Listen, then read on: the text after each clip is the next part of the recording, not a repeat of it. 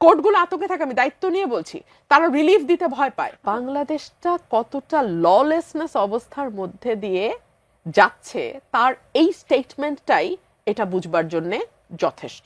আমরা ওসমান হাদির ঘটনাটা নিয়ে পুরো জাতি মর্মাহত, দুঃখিত, এবং এটি মানে নিন্দা জানানোর কোনো ভাষা আমাদের নাই।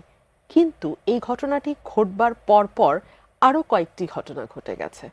ওসমান হাদির এই ঘটনার পরে মানববন্ধন করা হয়েছিল। সেই মানববন্ধন থেকে ফেরার পথে দুইজনকে কুপিয়ে জখম করা হয়েছে। আচ্ছা, এর মধ্যে যখন ওসমান হাদির পুরো ফ্যামিলি ঢাকায় এসছে তার ট্রিটমেন্ট পারপাসে, তার বাড়িতে চুরির ঘটনা ঘটেছে। এবং একজন ছাত্রলীগের সাবেক কর্মী, মানে এখন যেহেতু নিষিদ্ধ ঘোষিত ছাত্রলীগ, আমি সাবেক কর্মী বলছি, নেতা ইনফ্যাক্ট, তিনি ফেসবুকে স্ট্যাটাস দিয়ে বলেছেন যে ছোট ভাই প্রোটেকশন বাড়াও।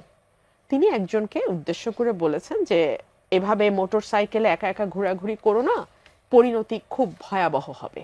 এবং তিনি বলছেন যে রাজশাহী বিশ্ববিদ্যালয়টাকে আমাদের হাতে দিয়ে দাও, মানে রাজশাহী বিশ্ববিদ্যালয়ের যারা এই 24-এর অভ্যুত্থানের সঙ্গে যুক্ত তাদেরকে হ্যান্ডেল করবার জন্য এই বিশ্ববিদ্যালয় ছাত্রলীগ শাখার দুজন নেতা, তিনি এবং তার সভাপতি, তিনি সাধারণ সম্পাদক, তারা দুজন দে উইল হ্যান্ডেল ইট।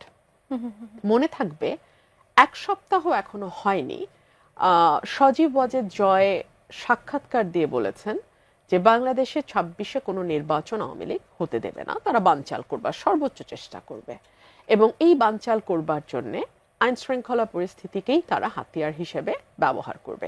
তো আপনি যদি ঘটনাগুলোকে মেলান, আপনি দেখবেন যে বাংলাদেশের আইন শৃঙ্খলা পরিস্থিতি, যেটা নিয়ে আপনি আমাকে প্রশ্ন করছেন, এই হাদির ঘটনাটার মধ্যে দিয়ে যে কতগুলো ঘটনা ঘটে গেল, সেটাই যথেষ্ট বুঝবার জন্য বাংলাদেশের আইন শৃঙ্খলা পরিস্থিতিটা কোথায় আছে। বাংলাদেশে এই মুহূর্তে সকল রাজনৈতিক দল মিলিয়ে 2-2.5 হাজার প্রার্থী মাঠে আছে। সকল রাজনৈতিক দল যদি আমরা ধরি, জামাত, এনসিপি, বিএনপি সহ সকল রাজনৈতিক দল, অ্যাটলিস্ট 1.5 থেকে 2 হাজার প্রার্থী মাঠে আছে। এই প্রার্থীদের মধ্যে হাদি নিজেও কিন্তু একজন প্রার্থী। তো এই প্রার্থীদের মধ্যে আপনি যদি টার্গেট কিলিং করেন 20 থেকে 25টা, অ্যাটলিস্ট শুট করেন, মরা বাঁচা তো আল্লাহর হাতে, শুট করেন, আপনি মনে করেন 26 সালে একটা নির্বাচন হতে পারবে? প্রার্থীরা কি বের হওয়ার মতন সেই অবস্থায় থাকবে?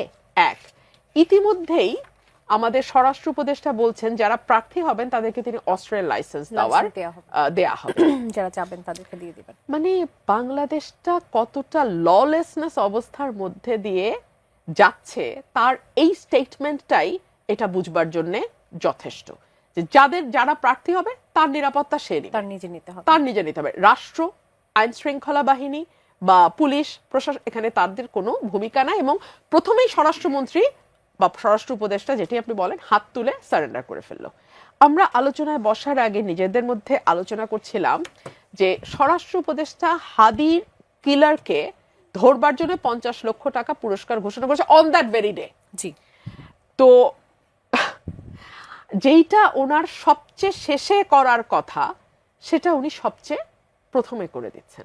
মানে দায়িত্ব নেবেন না, এটা হচ্ছে মূল ব্যাপারটা। স্বরাষ্ট্র উপদেষ্টা দায়িত্ব নেবেন না, স্বরাষ্ট্র উপদেষ্টার অধীনে যেই ফোর্সেস গুলো কাজ করে তারা কেউ দায়িত্ব নেবে না, এবং পুলিশ তাদেরকে, এই যে নিষ্ক্রিয় শুনছি আমরা শুরু থেকে, 5ই আগস্টের পর থেকে আমরা শুনছি পুলিশের স্ট্রেংথ, মরাল স্ট্রেংথ ভেঙে গেছে।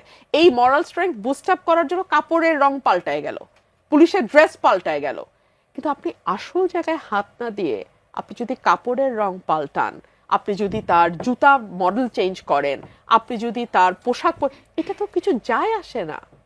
আর দেখেন, এই যে স্বরাষ্ট্র উপদেষ্টার এই ফেইলিয়ার, তার আরেকটা বিরাট ফেইলিয়ার হচ্ছে 5 আগস্ট পর্যন্ত কিন্তু অস্ত্র লুট হয়েছে, থানাগুলো থেকে প্রচুর অস্ত্র লুট হয়েছে। কতগুলো অস্ত্র জমা পড়েছে এবং কতগুলো এখনো জমা পড়ে নাই।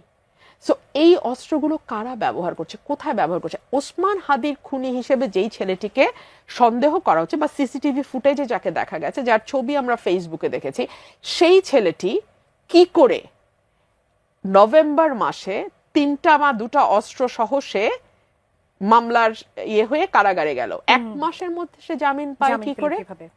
আমি তো সুপ্রিম কোর্টে রেগুলার প্র্যাকটিস করি, ন্যায্য মামলায় জামিন দেয়া হলেও অনেক সময় আজকাল বেঞ্চ ভেঙে দেয়া হয়।